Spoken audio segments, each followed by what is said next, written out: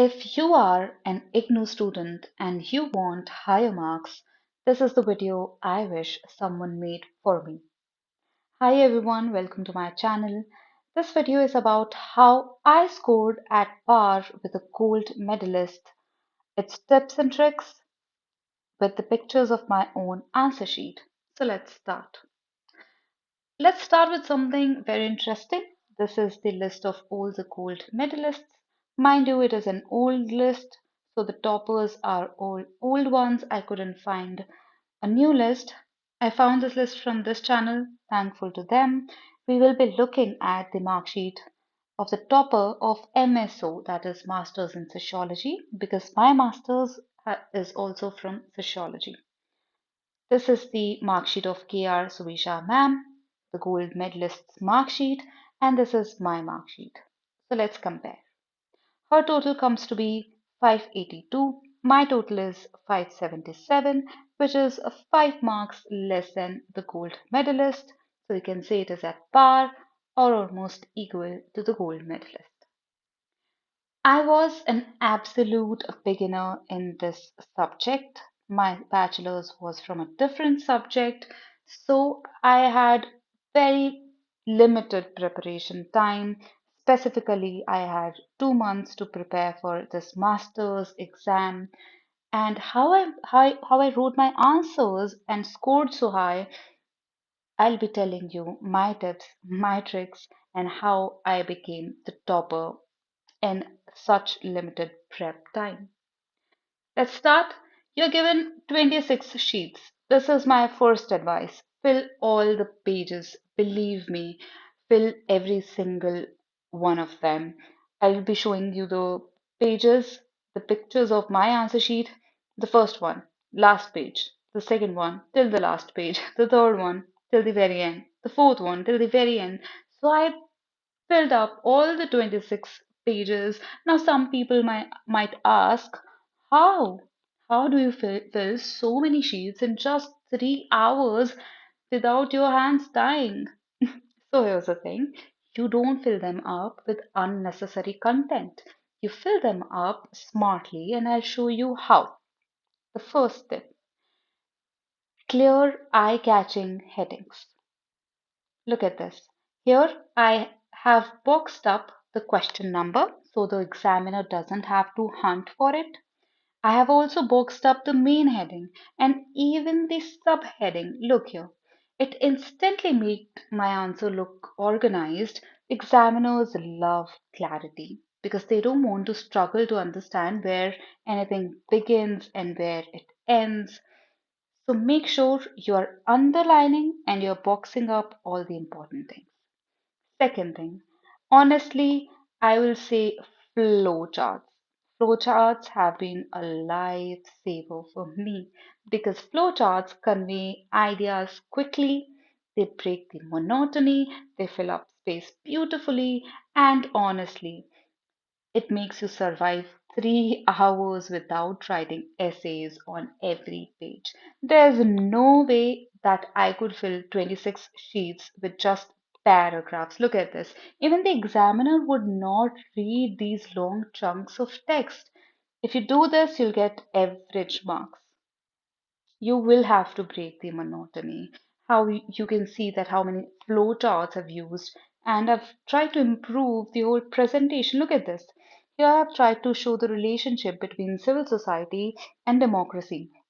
This here I've shown how they're related as promoter and then the problems.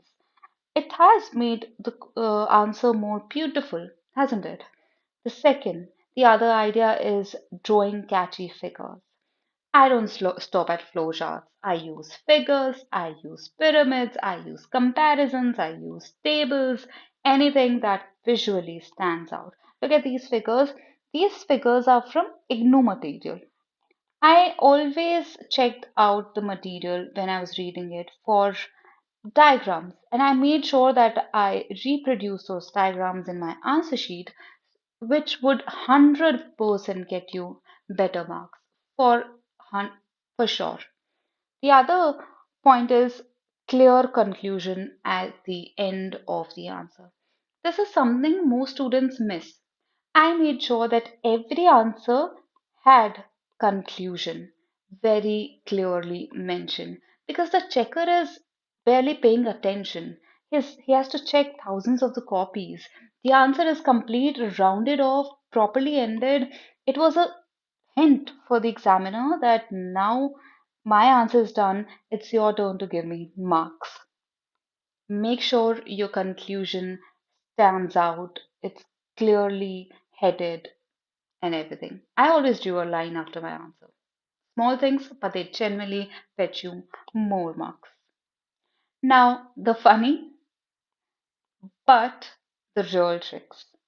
Tricking the checker into believing that you know more than you really do.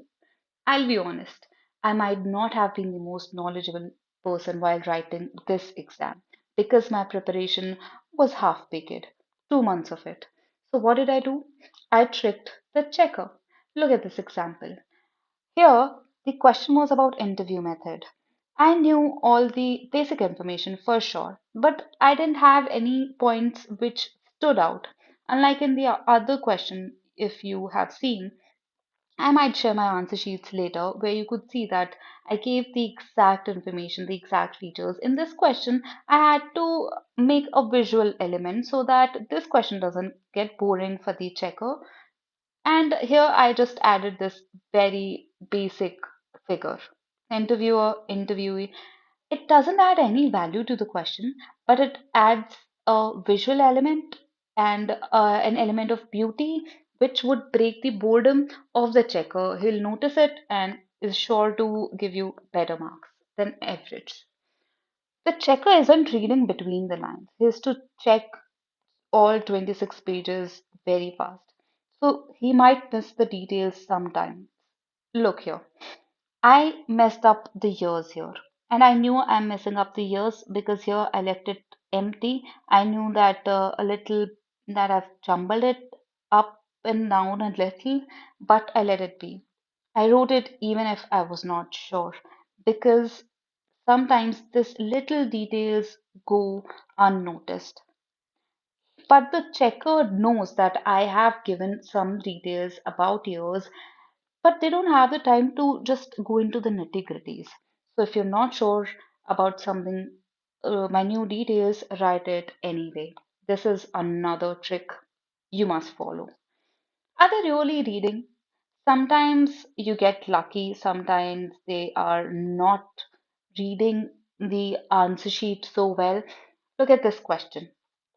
This question was of 10 marks. This was a 10 marker question. But because I made sure that all my answers are loaded with information, like a normal student would not add these detailed kinship charts to a 10 marker. Usually it is just a two-page answer, but I made sure that I wrote extra. There's nothing in IGNOU, believe me, more is less. The more you write, the lesser it is. So I wrote 3 pages in a 10 marker while drawing technical diagrams of my subject. I wrote everything. Look at this, the approaches I mentioned. So the examiner thought it must be a question of 20 marks. So he gave me 14 and later he realized that it was a 10 marker. So he changed it to 10. So this is where he would appreciate you giving extra information and adding that extra effort. Right. Now, next, repetition to fill space. Here, now these are some real tricks that I followed. And there are just 3 features that Giddens gave. I repeated them. I made a box firstly so that he knows that I've given all the features he gave, and then there was a little bit of repetition. A little bit of repetition doesn't hurt here in IGNOU. Now I had to fill space. Though this could have been written in 3 lines, one, two, three. There were just 3 elements.